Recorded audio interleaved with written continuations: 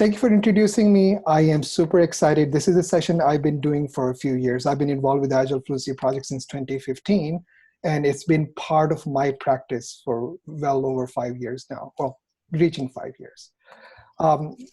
When we say the word Agile coach, it means different things to different people, but there is definitely a method to what I call as Agile coaching, or what my practice is about. And a connection with India, I mean, I wanted to share that my ancestors are from this area called Hoshiarpur. I don't know if that people have a geographic location on that, but I would love to visit that someday. But my grandparents basically came from that side. All right, moving on to the agenda. I want to talk about why we do assessments and what are the differences. What is the objective of assessments? Then we're going to go walk into the introduction. So this session, there's a lot to cover in an Agile Fluency model, but we'll keep it at introductory level so you have a good grounding on what the vocabulary is and how you can use it for positive purposes in your own coaching and your business.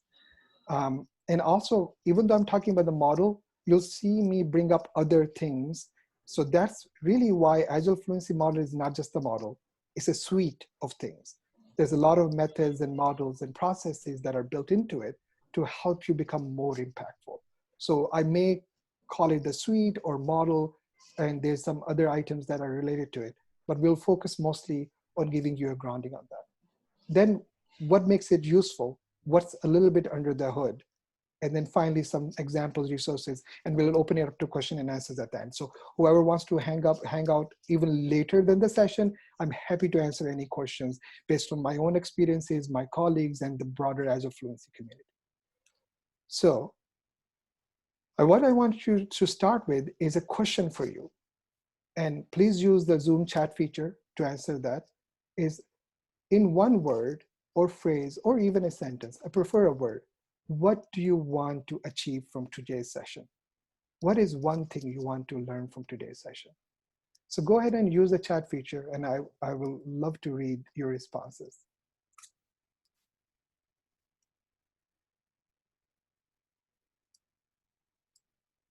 All right, I'm seeing, oh, so that is probably an older message. Understand how to define an Agile transformation roadmap. Okay, and track the progress. You want to understand Agile transformation, understand where we are, metrics. What is Agile Fluency? Well, that is definitely this session. Improving in Agile, maturity, new perspectives to look at maturity, how to start in Agile coaching, change, understanding maturity, agility soul, I like that. Yes, how would Agile Fluency help? How is it useful for small organizations? That's a bit more specific. How to make strategies for Agile transformation, perhaps also kind of a little bit broader, and we may touch on it. Maturity and how it can be achieved, new dimensions, how to increase the productivity and efficiency. All right, so yes, interestingly, we use the word benefits as the do's and don'ts of being a Scrum Master or Agile in organization. Not sure if this is that session, but I'm curious. Measure journey of high performance, how to start as a beginner. Okay, could be to start with the right grounding, simple design and roadmaps in Agile transformation. Thank you, and I'm not going to keep on reading all of these, but I think I'm getting a general sense of your interests in Agile transformation, maturity, roadmaps, and things of that nature, and productivity. So we'll tie that in. And some of those were a little bit more specific. We'll probably check that in, and since this is an introductory session, we may not do a deep dive. Maybe there's an opportunity later on. Does Agile Fluency enable psychological safety? Yes, it does. So that's definitely one of the big inputs that we have. And I'm going to move on to the next slides. But thank you for sharing all your feedback. And we may not be able to cover all of them. This is just the nature of we want to keep things moving along. So why do assessments? Now, a lot of times people go in and saying, all right, we need to do an assessment. And we haven't even asked the question, well, why do it? And what are we trying to achieve from it? So one of the tools that is introduced in the Agile Fluency suite of things is called an Omv Conversation. And it's a very powerful tool. probably out of all the things I use from the Agile Fluency world, this is my go-to that I'm literally practicing almost on a daily basis. So the OMB conversation is talk about the objective. Well, what is it exactly you're trying to achieve? Talk about how you know you will achieve that objective. That's the M part, the metric or the measure. And then what is the bigger value here? If you achieve that objective, you know what you're seeing and hearing, what is the value back to the organization? So the point is to do discovery and ask questions instead of having a checklist of things and making sure that the organization matches that checklist. We're more about discovering patterns from grounding and match it up from what we know and see where they need to go. So some conversations may start like this. Well, and this is probably best suited for an executive sponsor, a leader, or somebody who's really on the hook for delivery, right? This could be start there. It could start elsewhere too, but the way we found it work in practice is that you want to go to the highest level as much as possible. And ask them, oh, what benefits or outcome are you trying to achieve? They may say something like, well, we're not shipping, we're not fast enough, or I don't know whether the team is working the right thing and whether I can intervene in a positive manner and redirect them. I don't even know. I am always looking for data, pulling data here, pulling data here, pulling data here. I'm spending less and less time with my people. So you might ask, okay, and well, what is one of those benefits or outcome you look like? And they may say, well, if I know exactly what the team is working on, and I can find earlier on that they are building the right thing, and if I need to redirect, I can positively intervene, I will call that success. Then you can ask the question, and if you have that, how would you know you have it? And most of the time, senior leadership have not thought that far. Another way to ask them if they're talking about some benefits, and you can ask them, well, to what extent are you getting those benefits? And finally, you want to bring it back to, well, how does that feed into the purpose and the goal of the organization? Now, purpose and goal. So a cricket team has a purpose to play cricket, but the goal is to win the game. And being very clear about what the purpose and goal is very important. So I want to go back. The emphasis is on discovery, like having those conversations and asking the right questions. And it's never the goal to run a diagnostic or assessment. There's an aspect of maturity and fluency, but I will attend to that a little later.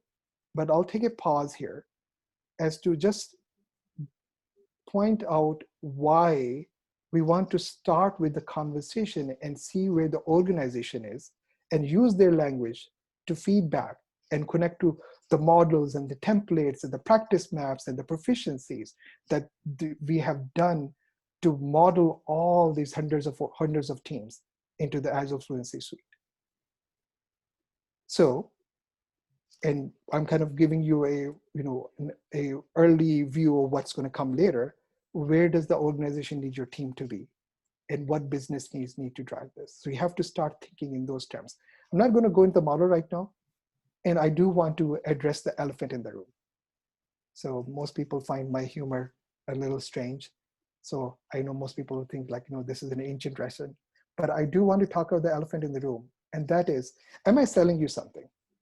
And you probably heard this before. Oh, not another person with another framework, another radar, another template, another squad check, another health check. And this person is selling this us.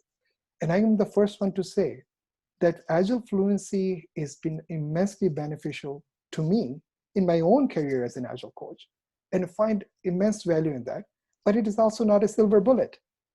For example, there are people who are addressing business agility issues, and this is not the model for that. I mean, if you are interested, that we can direct you there, but this is more team-based and how to make teams more proficient, whether you're a Scrum Master, you're an Agile coach, you're a engineering manager, a team lead, this will give you insights. And I have this, I am 5 years into it, and this model was introduced in 2012, revised in 2018. And we still say that there's other things that are not fit for the Agile Fluency. But there's a broad benefit that you can still use. So again, not me selling, but sharing my experiences, sharing my insights, and what this tool set or the tool chest provides you, so you become more and more effective. So hopefully that will set the tone. So let's now go into introducing the fluency model. So this is frameworkless, which means that when it was created back in 2012, we were addressing framework wars and how people were fighting why my thing is better than your thing. And it was not a healthy conversation. Instead of talking about the benefits, instead of engineers talking in a business language, it was a lot of us versus them situation. So we call it a framework-less model because we have broken down benefits that fit well into the purpose the organization is trying to achieve. So Diana Larsen and James Shore are the founders of this model, and they've been practicing this way before then it was called even Agile. So James Shore and Diana Larsen have modeled their own practice into this, and they've codified it, and they've also road tested it with other people who are like luminaries. So Martin Fowler is one of the great supporters, and he has published the white paper on his website. And you can see there's a very long list of people who touch this. Mary Poppendick. There's enough evidence, enough data, and enough reviews that have gone into it to say, yes, this also matches my consulting practice or my coaching career and how I've seen teams grow. It is road tested, and it looks at a typical progression of a team as it goes from pre-agile to different stages. And the way we've done it is we've described zones and finding practices and behaviors that fit into that zone. Now, some may say, and this is where I'm going to bring out the idea of maturity. Well, zones, and especially I've seen these arrows going back and forth, looks like a maturity model. It really is not. Because maturity model requires you to go from level 1 to level 2 to level 3 to level 4 to level 5, keep on going there. Whereas we say that each zone may be fit for one team than another team, a better fit for purpose for one team than the other. And if you hit that zone, that's good enough for you. You don't need to keep on leveling up. And there's a reason why that's the case. So it's more like a bus zone where you need to get somewhere and get better at it. And once you're there, or you need to know from the beginning, that may be good enough for you. We don't need to go through a whole ladder. That's one way it's different. And another way is that we know that some of these zones comes with pros and cons. There are challenges there too. So it's not like one zone is better than the other. But finding out which one is good for your team is the skill set.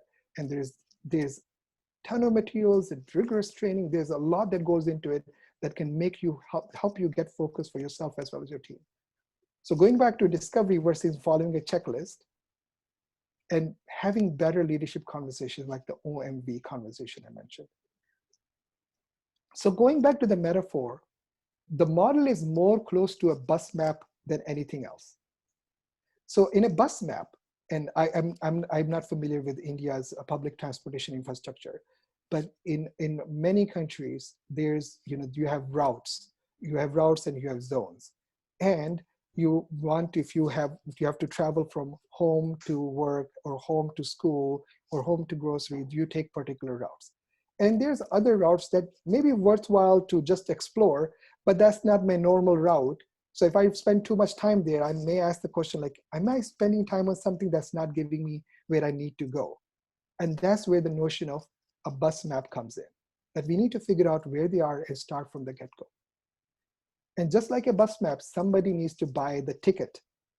And that's where the senior leadership in the organization needs to have that mindset of investments in investing in the right zone from the beginning. And we can figure it out as the path goes. As things change, we evolve again. Right, so I'm not going to play the video for you guys, but I do recommend watching a very short 10-minute video to go into the detail of what the model is. I can give you a very quick, short summary because I want to spend a little bit more into how this worldview works. So imagine a team that is pre-agile, but they want to go Agile.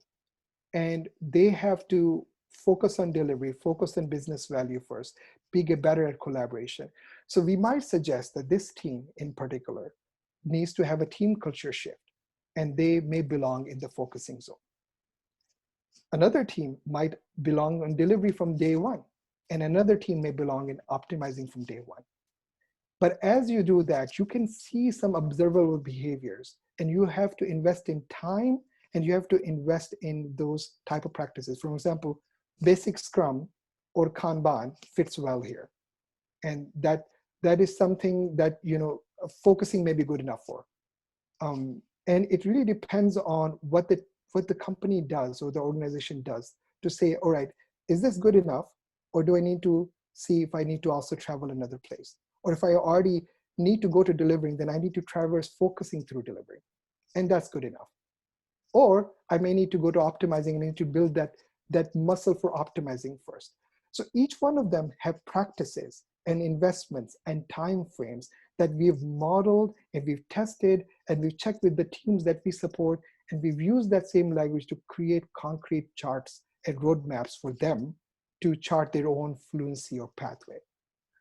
So again, my encouragement is to watch that 10-minute video. It will give you a little bit more detail of what exactly are the practices and the time frames. Now, I want to switch gears into why are we even emphasizing custom tailor? Because you may have seen like, oh, there's a lot of factors, how much time do you have? Or what is exactly the objective of the team? What is it that you're hearing or seeing that is missing that we can improve on? The reason is with frameworks and with a lot of things that are standardization, we talk about one size fits all. And if you ever had one size fits all clothes, you know that one size fits all does not fit everybody. And we'd want to avoid that place where people want to benefit from being an agile organization, being able to sense and respond, be able to be nimble and adjust, but that need is different from the type of work to the other work. So one size does not fit all. Okay, I'm going to take a pause and we're going to do another poll, and we're going to use chat for that. So the first question I have for you is, and wherever you are, if you're starting out, you can imagine another company. If you are already in an organization, I want to imagine that organization, or pick one and ask this question. I want you to answer whether your company makes software as its primary center business. Either say yes or no. So I'm seeing a couple of yes, no, yes, no. There's a few no's, more yeses. And I'm not surprised. Yes/no, but that's fair too. More no's popping out. So an insurance company, for example, software is not their primary product. It's insurance, but software is enabling them. So that may not be a software company, whereas Amazon is a software company, right? Or it started as a software company. So no, I'm seeing more no's popping. So what about so no, no, no. Anyone else whose software is central to their business? Okay, so it looks like we have kind of a decent split. It was more yeses in the beginning and more no's in the end. So if you answered yes, then all 4 zones could be applicable to you or your teams. And if you answered no, then you probably it would be wise to stay between focusing and delivering. And because you may be overspending on something that will not give you the benefits you need. So, and that's kind of one of the dimensions. There's much more detail to it. And because it's introductory, I'm not going to dive too much into the weeds, but there's a lot of data and evidence why we say that focusing and delivering may be good enough. And that's another reason why this is not a maturity zone. This is not a maturity model, it's a fluency model. And I haven't given you a little bit more detail on the word fluency, which is coming up soon. And within each zone, there is a level of maturity. So as you keep on doing, as time is going back, you're getting mature in your practice. Maturity is related to time, whereas fluency is more about what you deliberately do. What is the deliberate practice you do? What do you focus on? All right, second question for you guys. Which Agile fluency zone do you aspire to? And I'll show you all 4 zones and a very quick Twitter-friendly summary or review zone, and I want you to give me A, B, C, or D as an answer. So the 4 zones, and again, imagine the same organization you gave me an answer for in the beginning. Focusing, where individual contributors in working groups or in a collaborative settings, they're good enough. I have individual contributors so they can get stuff done. That's focusing. Delivering, your technical teams consistently deliver business value on the market cadence. We have a need, we deliver it. We have a need, we deliver it. We don't need to worry about, oh, long planning, am I even hitting the mark or not? But whatever's being asked of us, we deliver that. An example would be continuous integration, a company that's very good at continuous integration. Optimizing, we have cross-functional. All the skills needed is in the same place, right? That's optimizing. And finally, strengthening, where you are the market leader and you're doing greater good. So please answer A, B, or C, or D, and let's see what comes up. So I'm seeing few C's, B, A, all. That's interesting. And all B, C, D. And I guess I probably am curious whether that's because the teams are divided in different places. And that's actually a valid answer too. B, C, C, B. A lot more C's I'm seeing, few A's. And there's a strong correlation between the first question and the second question for A's. B and C, B and D, D. Excellent, excellent. A, D, A and C. Okay, so we are seeing a lot more different answers on this one than the first question. A, because there's 4 choices, also you are in different places. So one of the companies, you probably are familiar with this, Spotify, has been a huge proponent of Agile Fluency from the get-go. They've created their own Fluent at Spotify exercises. They have been adherent to the Agile Fluency model and they've adapted it to their own needs. It's been quite a while. And when we talk to folks who are related to Spotify, the type of conversation we're having with them is, oh, so where are you now? And they say, yeah, we have 2 teams that are optimizing. We have at the moment 5 teams that are delivering and 25 teams that are focusing. And that is perfectly okay because we have to design the system that way. I don't need everybody between green flu stuff. Part of it is to also focus on what's benefit and useful. And so the reason I shared that answer was because somebody said A, B, C, and D and all. And yes, that is applicable because in Agile Fluency, the unit of work is the team, not a business unit, not a loose working group, but the team, a natural working team. The last question I have for you is how much time are you willing to invest in an Agile transformation? And we've collected data and we've modeled that and we run it and we've road tested it and we come to believe in a few numbers. So 4 to 8 months, 6 to 2 years, 6 months to 2 years, 1 to 5 years. You can answer 1, 2, or 3. And think of from a leader, answer 1, 2, or 3 from these questions. 3, 2, 3, because imagine when a leader's patience will get dry with an Agile transformation, how soon they will come back. I'm not seeing the value of this Agile transformation. Where is the value for me? 2, 3, 2, 2. So this answer is not from your point of view. This is the answer from the leader's point of view, the executive point, people who are buying this service, people who want you to become Agile. So 6 months, 2, 1. So again, a lot more 1s and 2s, but I was originally seeing a lot more 3s in the beginning. Yes, we can use poll feature, but we kind of intentionally didn't do that for this purpose, for this time. But I have been running these polls in other places, so I do have data. So the reason why I bring up the time aspect is if your patience is going to run dry, if the senior leadership is going to come knocking at your door, hey, this Agile transformation, I'm not seeing the benefits, it's been 8 months, then you probably should not try to achieve anything more than focusing. You'll still get benefit, maybe 10% improvement, maybe 15% improvement, but should not promise something that will not be possible in 4 to 8 months. And if you're saying 6 months to 2 years, then possibly focusing and delivering, they're all good game. You can achieve that. And if you're willing to invest up to 5 years, oh, you definitely can kick ass and go up to optimizing. And if that investment is not there, you may find out that that was an inadequate time investment.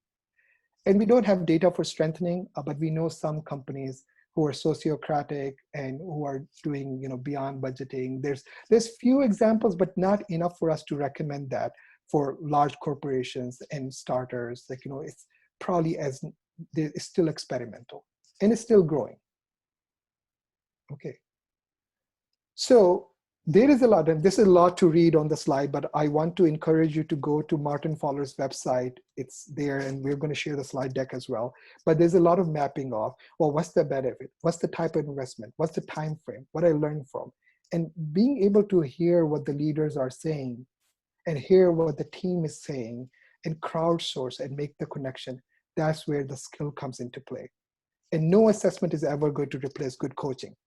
But that's good coaching can benefit from a much deeper and richer set of tools and processes and methods. Right, I am going to pause here and now address the word fluency. Because I've been throwing that around, but we really didn't talk about, well, what is fluency? So fluency for us is something that is done with the routine, smooth, skillful ease. Like a person who has been riding a bicycle forever. I mean, they don't need to be reminded, but reminded there was a time when they couldn't ride a bicycle. So when they couldn't ride a bicycle, they needed somebody to hold their hand and push them, and a few times probably fallen. But then that something happens and they can pick it up. And they don't have to be reminded to do the balance, because you don't have to do that over processing, and you can just ride. And that is what fluency is something that I do deliberately practice and I get better at, and then I don't need to think about it. And this is still something I can perform under pressure. So if I'm doing pair programming and the first time some senior manager comes like, what are you guys doing? And we have a production issue, and drop this and stop doing TDD and stop doing refactoring, or all these pressures, and all the good practice go out the window because we can't handle pressure. That means that we haven't achieved the level of fluency that's desired. And there's things that you do to create conditions so the fluency lives with the team. All right. So what you do automatically without thinking, that's another definition. And we also like the word praxis. Praxis, practical application of a theory. In theory informed practice and practice informed theory. And one other way to look at fluency is to get the return from an investment in learning. So all that you practice, you put in, it reaps results because it becomes at a place where you have nobody, you don't need constant reminders to do the right things, but it just comes naturally to you. We have teams, especially from the extreme programming world, people who are mob programming now, for example. They love mob programming, they're succeeding. Not everybody's succeeding, but somebody who's doing mob programming, they are so used to it that they can't work in any place else. And they struggle to go back in that individual contribution base because they've seen the value. They've seen how quickly they can deliver, how quickly they can integrate, and they don't need to set meetings for code reviews, and they don't need to do, because all that is happening organically. So when you start to see the return from investment in learning, that's when you become fluent. Right, so this is another polling question, but I want to, before I ask you the question, what is the metaphor for fluency? For me, a metaphor for fluency is learning to ride a bicycle. Now, even learning to ride a bicycle can mean multiple things, right? Because what is the exact goal of you wanting to learn to ride a bicycle? This is again, going back to the Omv conversation. Maybe you want to learn how to ride to commute if you've never ridden a bicycle before. And reading a book is not going to help, by the way. Reading a good book will be helpful and reinforcing, but at some point you need to get on the bicycle. Maybe you want to ride it for leisure. Maybe you want to go on a hike, you do mountain biking, you dirt biking, different type of biking. The materials and the type of bicycles change based on what you need. And maybe you want to do some, extreme sports, tricks. And if that's the case, the type of bicycle you need is very different from the one you're going to do for commute or the one you're doing to go on trails. Or maybe you aspire to go and bike on Tour de France in competitions. And then you need to develop a different regimen and different practices to build your stamina and different things that you need to introduce that are probably not valid for the other three cases. Writing a poem in another language when you don't even know the other language. The type of practices you'll do or focus on will be more about prose and poetry. So I want to invite you. So in chat, write a metaphor that you have for fluency. What is a metaphor for fluency that you know of? Please type in chat. And I'm curious to see what you guys come up with.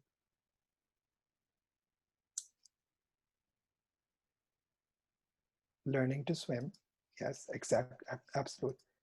Mother tongue, yeah. And how did you become fluent in your mother tongue? So think about the process in place.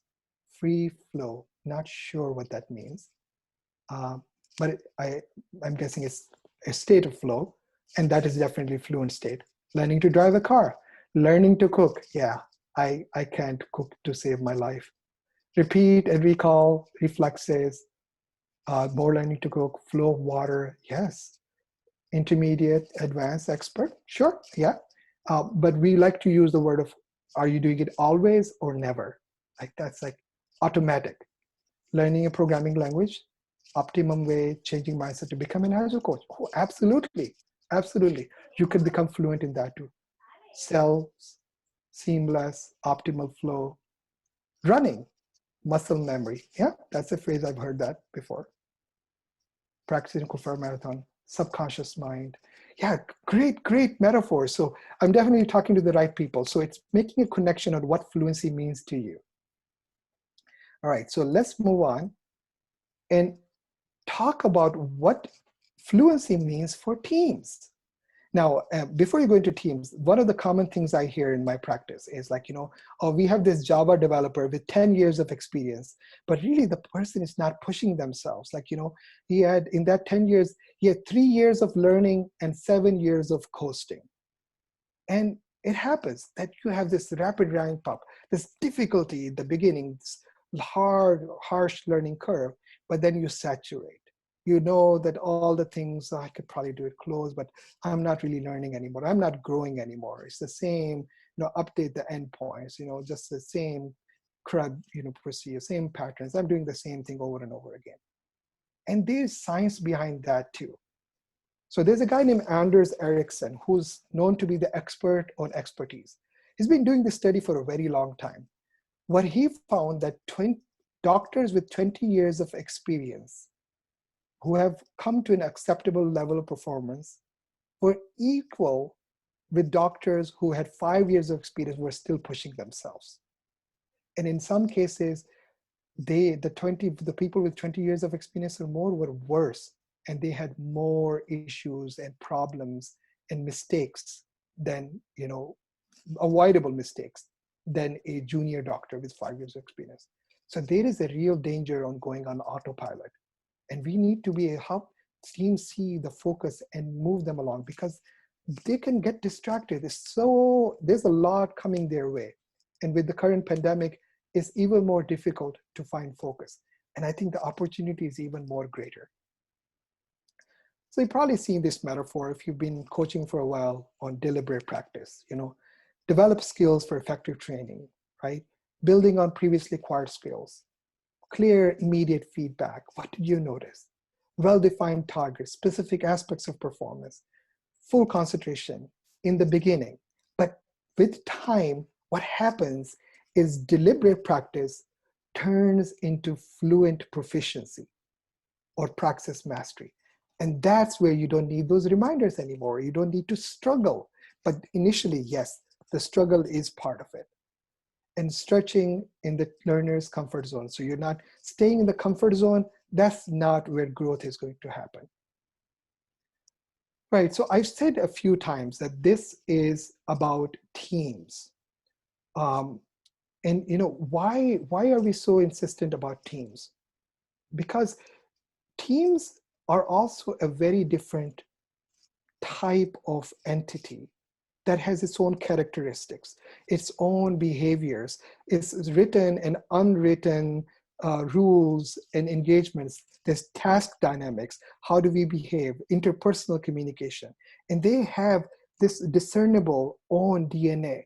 And they can be fluent as a team as well. Granted, not everybody has to have the same skills, but say, for example, I have 3 people who can really think about simple design and architecture, but my team size is 9 people. And those 3 people, because I don't need everybody to do the same thing, but I have enough people that we are fluent in that practice. Now, if those 3 people leave, then you have an issue of losing that fluency, and then you need to quickly ramp up. But we don't want everybody to standardize, but there is an opportunity to become fluent as a team. So why teams, and what is teams? So we use the definition of a natural working team, a team that is working together on a regular daily basis. So if a group of individuals come together on a weekly basis, we don't call that a team. That is a working group. And we take the definition from Wisdom of Teams, because you can't have any behaviors and patterns. By the way, I don't know if you noticed, picked on, there's a picture in the background that I have, which is of these small birds called starlings. And they cause these murmurations and these patterns. And they're not just beautiful patterns.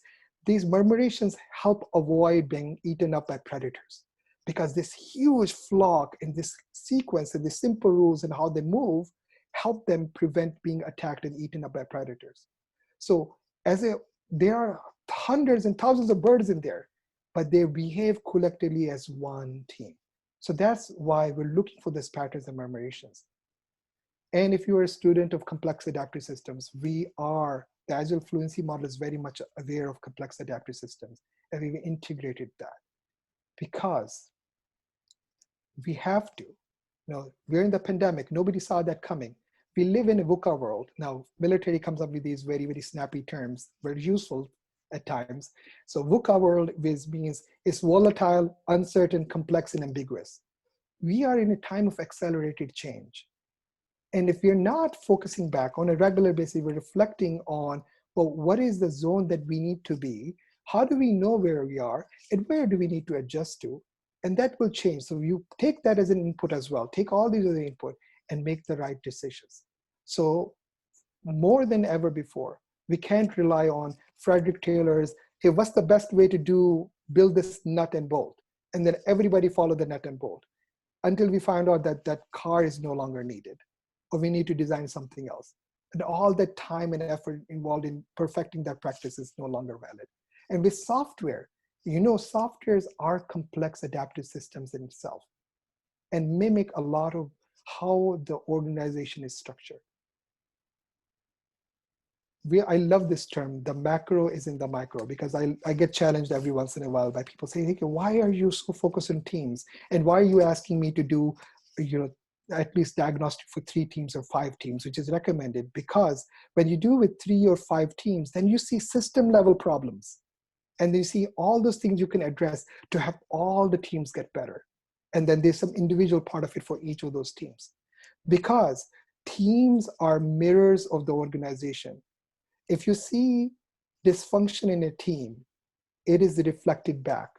It is a reflection because it's a fractal of how the organization is designed. And it is useful to go look into that micro level, because if you make that better, the whole organization benefits. All right, so this is probably not unfamiliar with you for people, especially who are in consulting or coaching. We've kind of used different models, but the one we use in Agile Fluency is focus on business outcomes, invest in learning, buy those bus tickets, and build those team capabilities. It could be hard in the beginning, but if they're worth it and if the right focus, you build the deliberate practice so that become fluent. And then when you are at a different level, you talk about, now what? Well, now we are fluent here. What else is out there? What can we do? Do we need to shift? Do we need to go to a different structure? Do we need to find other opportunities? Or do you need to continue to mature? Somebody says beginner, intermediate, advanced.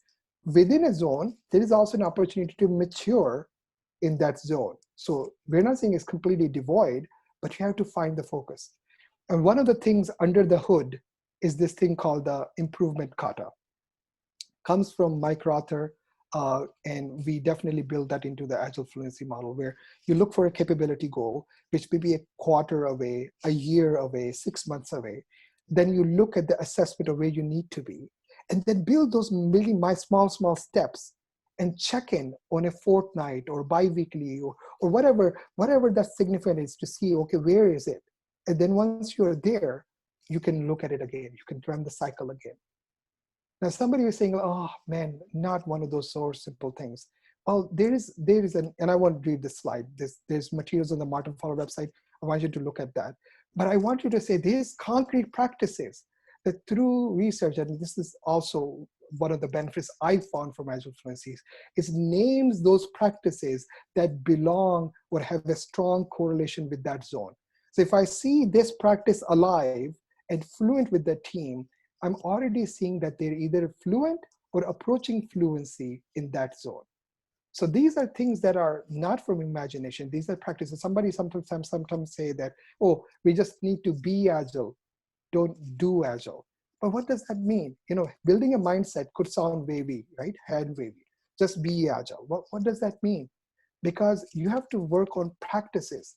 The practices, if they're alive with you, those practices will build your agile mindset, not some hope and wishes.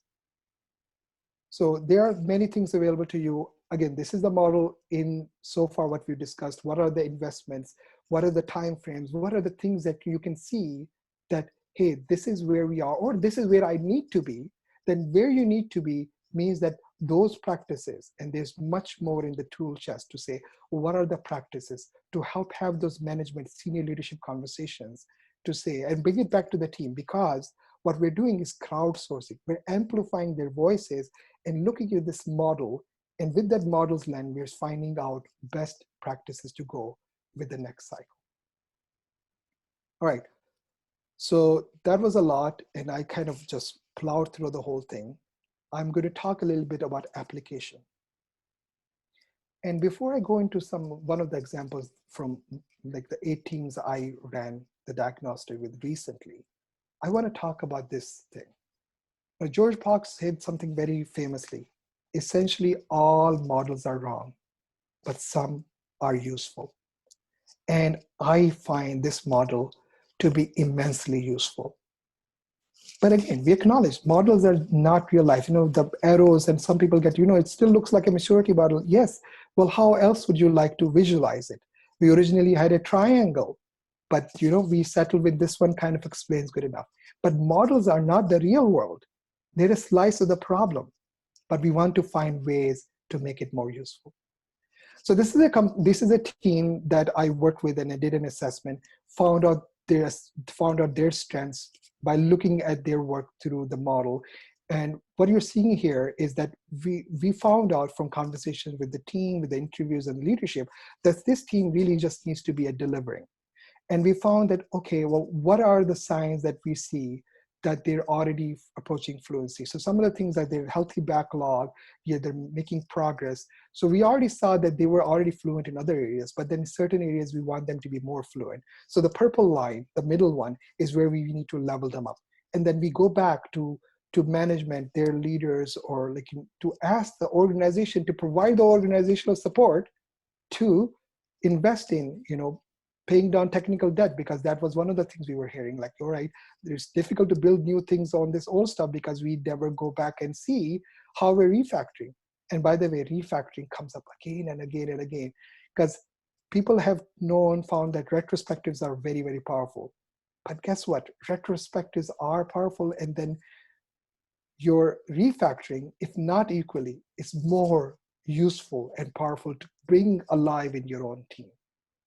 So this is just one of the things that, after diagnostic and engage with the team, this is one of the charts we built, and we had discussions and we created the roadmap and saw that team improve over the next 6 months.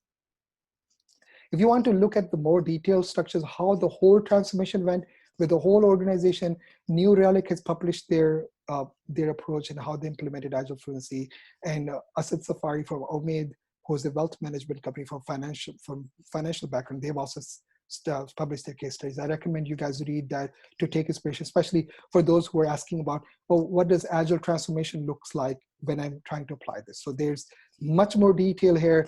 Probably we could have 3 or 4 sessions on each one of them, but I will encourage you to actually start to read that out. This is the Kata model. implemented in the Agile Fluency Zone. We want to don't leave anything hanging. We want to make sure that people understand, well, what is exactly needed and what cadence is the default or recommended.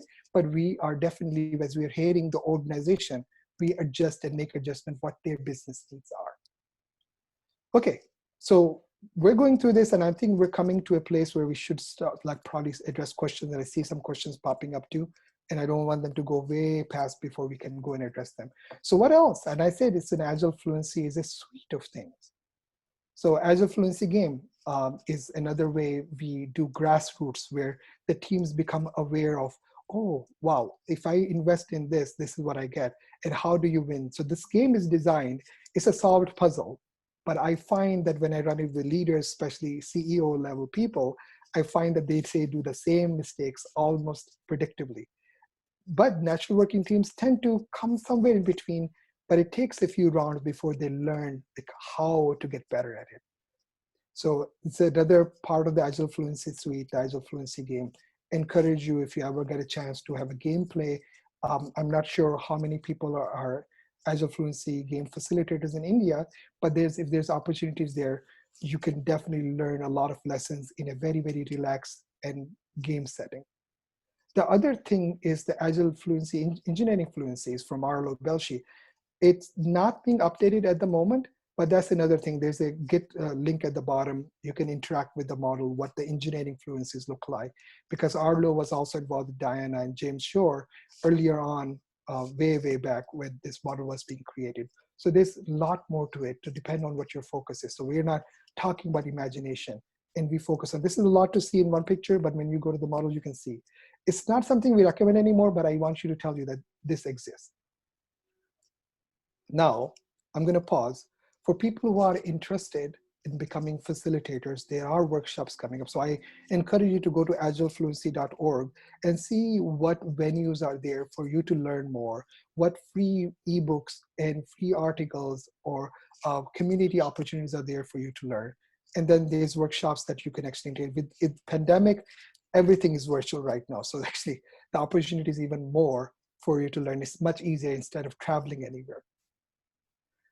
Further resources. So again, go back, watch that 10-minute video, read the white paper, join the community at agilefluency.org, connect with facilitators, play the game, read some of the concrete books. One of the things I'm very excited about is the Team Topologies book. It's coming from the DevOps folks, and I am so surprised, and I'm so happy that other people are coming to the same conclusion. And it's taking to the next level of thinking about it a little bit more cohesively. And so these are all the books I recommend that you go learn and seek. All right, so we are at kind of an end, and we'll open it. Maybe we'll stop here. We'll pause here, and I'll do the retrospective at the end. This is, I think we should, Shrikant, we should open it up for questions. If you can help me go through them, we'll try to address as many as we can. Yeah, actually, what we can do is, I mean, people, everybody, please write your questions, whatever you have, and as you write them, I will ask the questions which I already have with me. So first question is from Avais, and this is about Agile Fluency can be achieved top down or bottom up. So that is the question.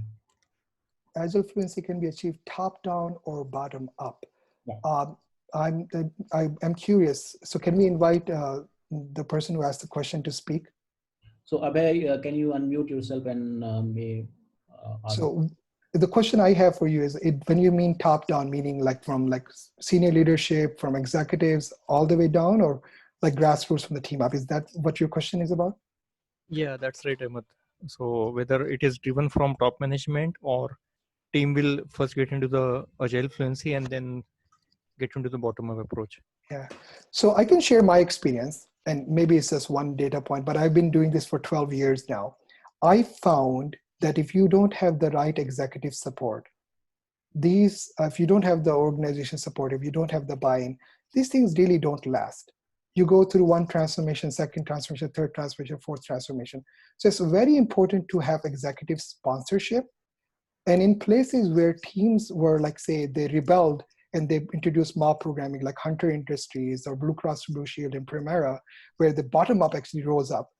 At some point, they also tend to leave, even though they produce something very unique. So without executive sponsorship, yeah, it probably is not going to last. Did I answer your question? Yep, definitely. Thanks. That makes sense, I guess. Yeah, so the next question is from Prasad. And this question is about, does a team need to be fluent in all practices associated with a particular zone in order to be considered in that zone? For instance, if I'm not using Kanban or a flow method, I might not need whips for the focusing zone. So the question would be like, are they receiving the benefits of that zone? So at some point, if the practice is alive, if they're visualizing their work, they're holding themselves to WIP limits and they're improving, they don't need to necessarily pick on every single practice under the sun. But if they're achieving the benefits, they can look at the alternatives and see, well, what else can we try?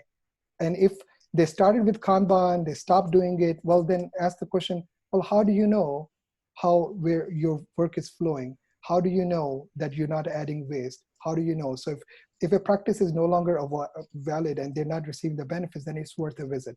But all the zones, 100%, probably, that's a little bit more idealistic, but that there's many more practices than just one practice in each of the zones. And when we say fluent, we mean that they practice it all the time.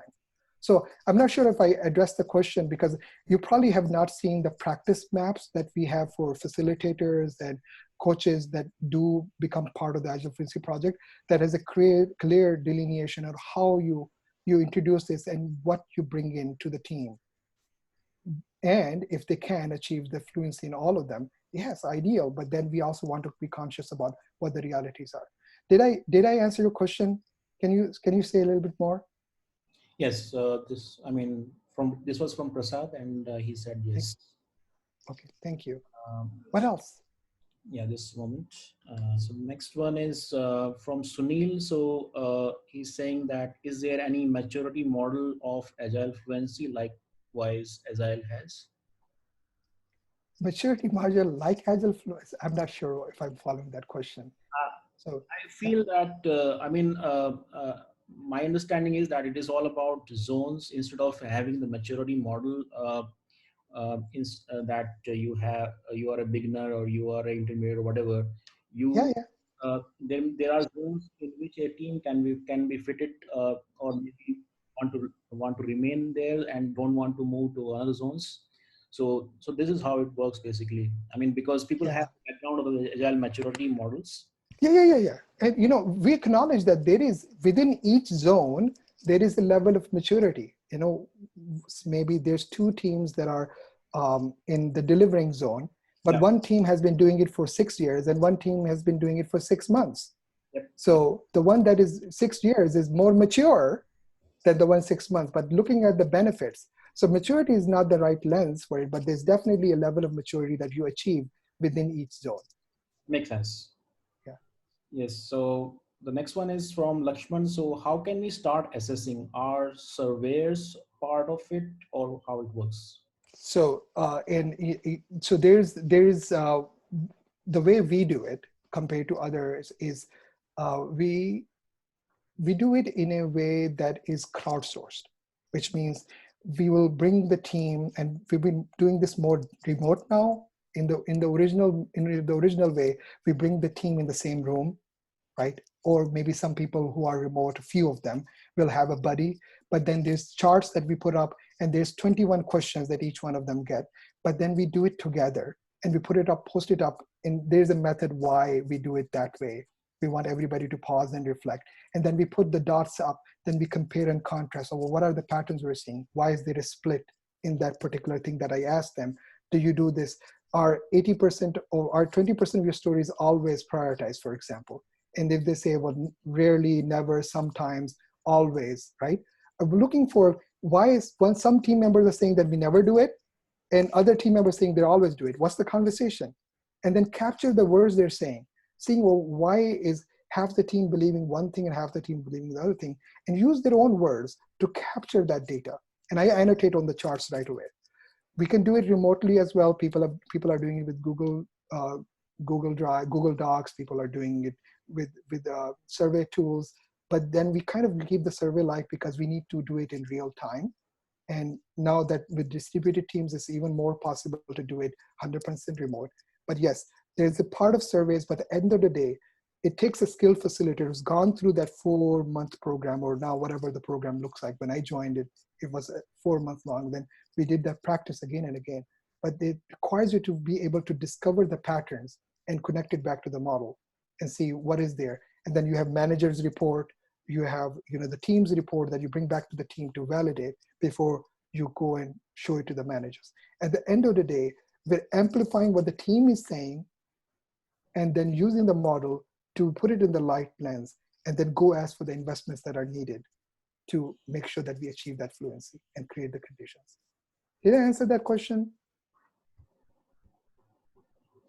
Yes. Yeah. So I think we can take a couple of more questions. Sure. So this one is from Naveen. So how can Agile Fluency be sustained since there will be a lot of churn in people and now people might not have. Yeah. I love that question. So some of the people who've been coaching for a while, we kind of hold this idea of stable teams very strongly. Right? The team has to be together for a while for them to be like really functional. And it is a valid pattern from Scrum Plop. And if you're following the Scrum community, was very, very valid. So the reality is churn already happens, and churn happens a lot. So how do we get better with it, and instead of imagining that we will never have any churn? And the fluency model, like I gave you a very quick example, that if we have certain benefit that's needed, and need to build that muscle or that proficiency in the team, and I have, say, 8 team members, and 3 of them are basically, they are fluent in that practice. And because those 3, the whole team is fluent. And the way, if I even lose 1 person, if I lose 2 persons, I have still 1 person, but then I need to probably find ways to do that knowledge sharing and pairing up so that there's another person who approaches fluency and fluent. Because if that person also goes, then I lose that fluency. So we are conscious of these changes happening because it's always changing, versus saying that, nope, if they're not together, I'm not going to approach it. And if I might recommend, look at fast agile or look at dynamic reteaming and see why some of the old models of norming, storming, forming kind of quite not work in the complex environment we live in. So again, I encourage another source information, dynamic reteaming, to see why that is really not an issue. You just have to be more conscious about how you bring in experiments to the team. So I hope these questions was answered. I mean, can you say yes or no? Whatever. Yeah, I don't know. Can the person speak? Yeah.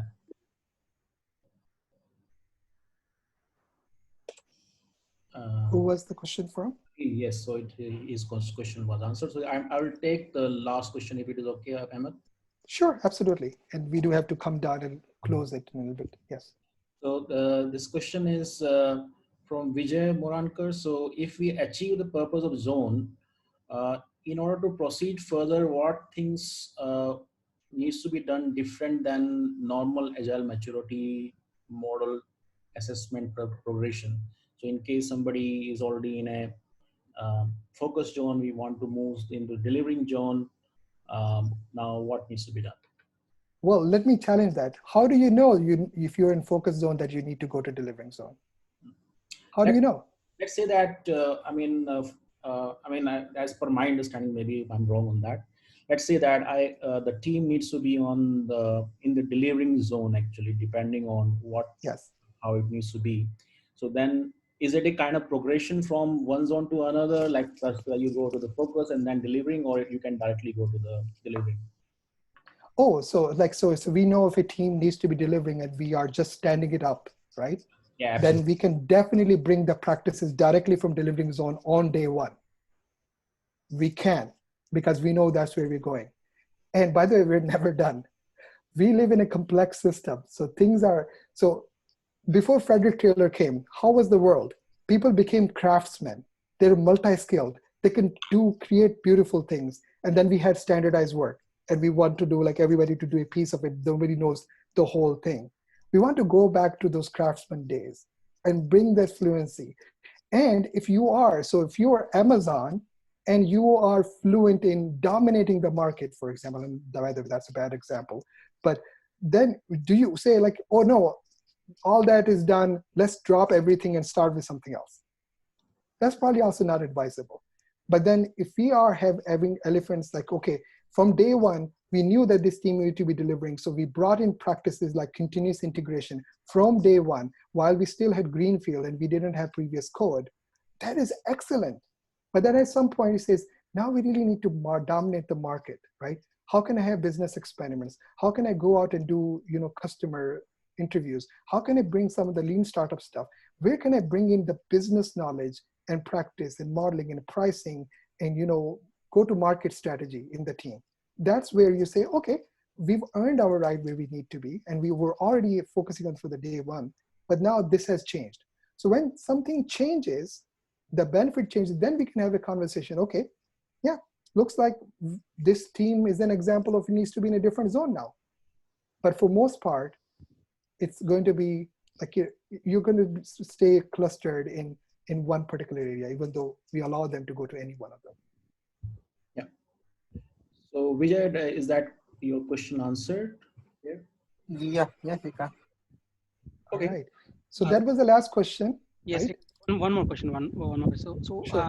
my question is explain on Agile plateau that we have talked about in the slide, and how can we identify maybe once we identify that, how can we push that to the next level?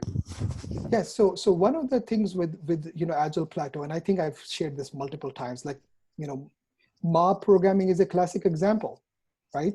When you introduce mob programming, people are not used to programming that way. It's so hard, but it is easier than doing pair programming. People hate pair programming more than they hate mob programming, in my experience. When you introduce that, they notice, oh, this person programs a different way than I program. And when we have this rapid switchover with each person in person, multiple navigators, the same driver, the learning amplifies. So you have to find ways where you create structures, dojos, practices, katas. These things, I mean, I'm giving you a technical team answer, but there's similar places where you introduce an area where people can practice and grow and learn. If you find ways for the team to learn and grow, you succeed and the team succeeds. And that's where you can get out of the plateau. Okay, that is to push it to next level. But how can we identify whether the team is at plateau level or what are the symptoms?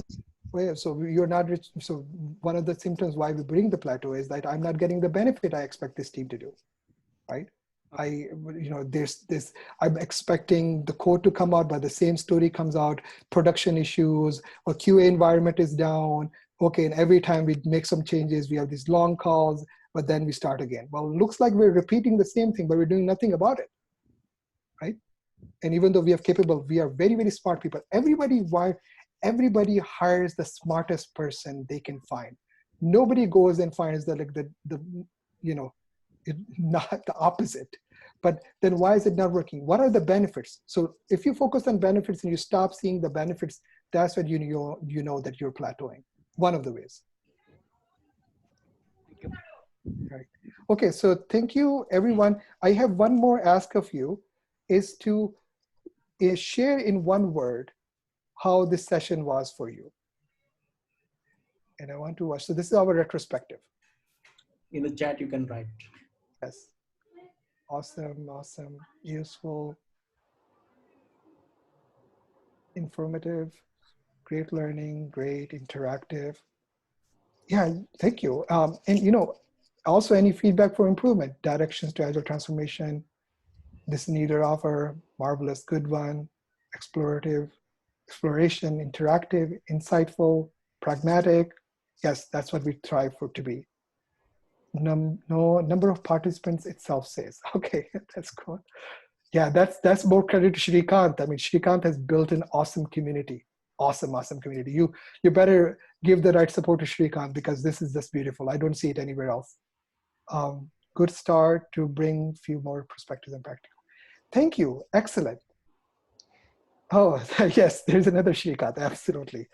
Okay, so the last thing I have for you, please reach out to me, connect to me, and if I would invite you, please sign up for my newsletter on agile-7.com.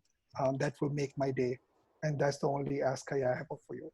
So thank you for having me. I am so delighted and I'm so thankful to be here. Thank you to Shrikant and all the participants. So Shrikant, that is all from me. Thank you so much, Ahmed, for joining. I mean, coming over here and presentation. Just to make sure that in India, I think very few people really know and have been using Agile Fluency. So that was the purpose that I wanted to make sure that people at least get to know about it, and then they can investigate further how it gets applied and all that stuff. But that is the next thing basically they can do. First, they need to have the awareness. So I think from this session perspective, that was done, and I would like to thank everyone over here who has participated in this session. I will make sure that the recordings and the PPT which you are going to share is shared to across to all the people who have registered, not only joined here. So looking forward to all of you to the another session which you're going to have next week.